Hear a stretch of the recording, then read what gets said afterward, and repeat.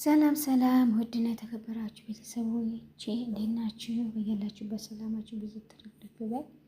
እንዴት ናችሁ? ሁሉ ሰላም፣ ሁሉ አማን? እኔ ጋር ሁሉ ተማም፣ ሁሉ ሸጋ፣ ሁሉ ቆንጆ። እንግዲህ ውድ ቤተሰቦች በባለፈው ሜርሲ ጫካ ውስጥ ተጥላ እንደተገኘች ነበረ የነገርኳችሁ፣ ያለችበትን ሆስፒታል እንደገባች። ዛሬ ደግሞ እንግዲህ በጣም ራሷን ስታ ነበረ። ምንም የምታውቀው ነገር የለም። የሚገርማችሁ አሺም ወንድሟ ማለት ነው ያው ወርቃ አግኝቷት እሷን ሲነካት እሱን ፌንት ነቅሎ ነበረ። በጣም ታሞ ነበረ። አሁን ላይ እንደውም በጣም ታሞ ከሆስፒታል ድረስ ወጥቶ ወደ ጸበል እንደገባ ነው ሲናገሩ የነበረው። ከስንት ቀን በኋላ ደግሞ ሜርሲ እንደነቃች እንግዲህ የተፈጸመባትን ነገር ከጥቂቱ ከብዙ ጥቂቱን ነው የምታስታውሰው። ጠፋች የተባለ ጊዜ እንግዲህ ጥላ ሄደች፣ ከቤት ወጣች። ሌላ ፍቅረኛ አለኝ፣ ቀለበት ሊያደርግልኝ ነው፣ አሜሪካ ሊሄድ ነው፣ ውጭ ሊወጣ ነው፣ ቀለበት ሊያደርግልኝ ነው ብላ እንግዲህ ለእናቷ እንትን ስትጠይቅ እናቷ እንዴት ይሆናል ምናምን ብለው ከልክለዋት ነበረ። ይሄ ነው መነሻው እንግዲህ እንደዚህ ብላ ከቤት እንደወጣች ነው እንግዲህ እናትየዋ ሲናገሩ የነበረው ነገር።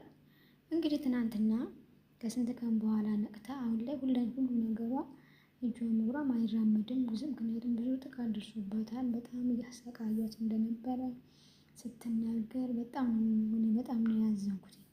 በጣም ነው ያሳዘነችኝ። የእውነት ነው የምላችሁና በጣም ነው የምታሳዝነው። ያለውን ነገር እንግዲህ ሳሚ ነበር አጋጣሚ ሲጠይቃት የነበረው እና ማነው እጮኛሽ? ቀለበት ላደርግ ነው አድርጎልኝ ውጭ ሊሄድ ነው ብለሽ ነበረ ከቤት ስትወጪ የነበረው ሻንጣሽ ይዘሽ ብሎ ጥያቄ ስጠይቃት እንግዲህ እንዴ ምንም አላስታወሰችም። በፍጹም ምን ያላደረኩም ብላ ያለችው። በፍጹም ምን ያላስታወስኩም እኔ ማስታውሰው ከጓደኛዬ ጋር ሆነ ቦታ ሄድን። ከዛም በኋላ ደግሞ ስነቃ በ3 ጎረምሶች ነው በ4 ጎረምሶች ተከበቢ ነው ያየሁት። እንደውም ማስታውሰው ነቃሽ ምናምን ተብዬ የሆነ መድኃኒት እንደገና ራሴን እንድስት መድኃኒት አድርገው ተመልሼ ራሴን እንደሳትኩኝ ይሄን አስታውሳለሁ። ከዛ በኋላ ምንም የማስታውሰው ነገር የለም ምናምን ብላ በጣም በቃ የተፈጠረውን ነገር እንግዲህ ከብዛቱ የጥቂቱን ያስታወሰችው ነገር ተናግራለች። ግን ደግሞ በጣም በጠና ታመመች። ስቲል ሰዎቹ የሚገርማችሁ በብዙ ነገር ነው ሁሉን ነገር እንድትረሳ ያደረጓት። አንደኛ በሕክምና በኩልም ራሷን እንድትስት ምንም ነገር እንድታስታውስ አላደረጓትም። እንደገና ደግሞ በባዕድ አምልኮም ራሱ በዛም የባዕድ አምልኮ ስለሚያመልኩ የሆነ የተደረገባት ነገር ሁሉ አለ። እሱ ምንድነው የተደረገባት ምክንያት ራሱ እንደዚህ ያደረጉት እንግዲህ እጅ ከፍንጅ ማለት በቁጥጥር ስር ውለዋል። ሲጠየቁ እንግዲህ እሷን መጀመሪያ ላይ ያው ጫካ ውስጥ የተገኘችው መጀመሪያ የነካት ሰው በሽተኛ እንዲሆን ማንም ይሁን ብቻ እሷን መጀመሪያ ልክ እንደተገኘች የነካትን ሰው በሽተኛ እንዲሆን፣ እንዲያብድ፣ ከሰዎች ጋር ስምምነት እንዳይኖረው፣ እንዲጣላ ምናምን መጨረሻ ፕሬሮዝ ነው እንዲሞት ምናምን የሚል ነው መድኃኒት የተደረገው ምናምን ብላ እንግዲህ የጠንቋው ተላላኪ ስትናገር ነበረ።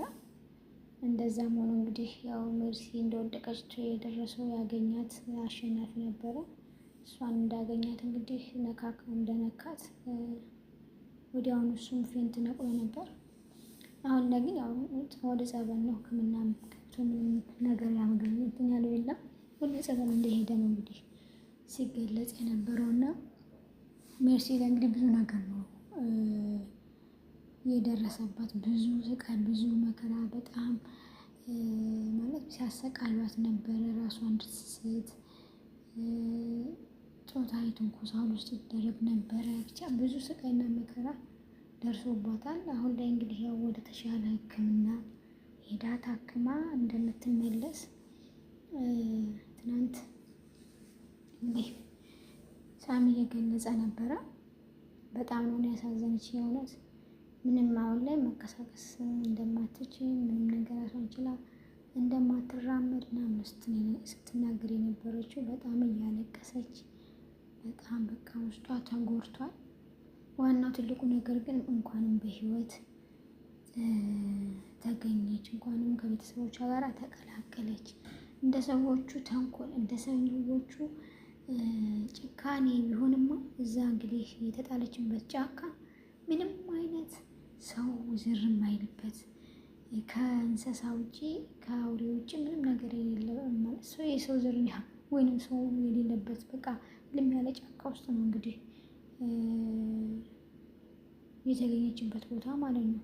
እግዚአብሔር ትረፊ ሲላት እድሜሽ ረዥም ነው ሲላት እግዚአብሔር ሲጠብቃት እንግዲህ ከዛ ጫካ ውስጥ እንግዲህ ልትገኝ የቻለችው በህይወትም ልትተርፍ የቻለችው እንግዲህ እግዚአብሔር መጨረሻውን ያሳምርላት። እንግዲህ ደህና እንደ በፊቱ እንደ ልቧ ተራምዳ እንደ ልቧ አውርታ እንደ ልቧ ተንቀሳቅሳ የራሷን ህይወት የምትመሰረትበትን ቀን ያምጣላት። እግዚአብሔር ይማራት እላለሁ። በዚህ አጋጣሚ የእግዚአብሔር ይማራት። ወንድ ቤተሰቦቼ በጣም የሰው ጭካኔ የሰው ክፋት ግን በጣም እያየለ ነው። በጣም እያየለ ነው። እኔ ምን አይነት ዘመን ላይ ነው አሁን ላይ የደረስነው እላለሁ። እውነት እንግዲህ እናቶቻችን ሲያወሩ ታላላቆቻችን ሲያወሩ የምንሰማው እንግዲህ ኢትዮጵያ ማለት አይደለም ለራስ ሰው ለማናውቀው ሰው ራሱ ህዝቡ የሚራራ የሚሳሳ እንደሆነ ነበረ። አሁን ላይ እንግዲህ ለሀብት ለንብረት ተብሎ ሰውን ማጥቃት መበቀል በጣም ያሳዝናል። ይህን ያደረገው ሰው እንግዲህ አጎቷንም እንግዲህ ሳይሞት ሞቷል ብሎ ለዘመናት አንድ ቤት ውስጥ ቆልፎ ያኖረው እሷን ሲያሰቃይ የነበረ ነው እና በጣም ያሳዝናል። በዛ መሀል ራሱ ሌላ ሰው ሁሉ ተገሏል። ሚስጥር እንዳይወጣ ተብሎ እንዲገደል ተደርጓል። እና ውድ ቤተሰቦችን በጣም ነው የሚያሳዝነው እውነት ለመናገር። እንግዲህ ሜርሲ እግዚአብሔር ድነሽ ለቤትሽ ያብቃሽ፣ በሰላም ተመለሺ። ውድ ቤተሰቦቼ ስለነበረን ቆይታ ከልብ አመሰግናለሁ። ለቤት አዲስ ከሆናችሁ ላይክ እና ሰብስክራይብ ያደርጋችሁ አበረታቱኝ። ቤተሰቦቼ አብራችሁ ስላላችሁ ከልብ አመሰግናለሁ። በቀጣይ ቪዲዮ እስከምንገናኝ ድረስ በያላችሁበት ሰላምና ፍቅርን ብዝዝት ያደርግላችሁ። እንግዲህ እግዚአብሔርስ ሀገራችንና ሕዝባችንን ሰላም ያደርግልን። በስደት ያለነውንም እኛንም ሰላም ያደርግልን። ቻው፣ መልካም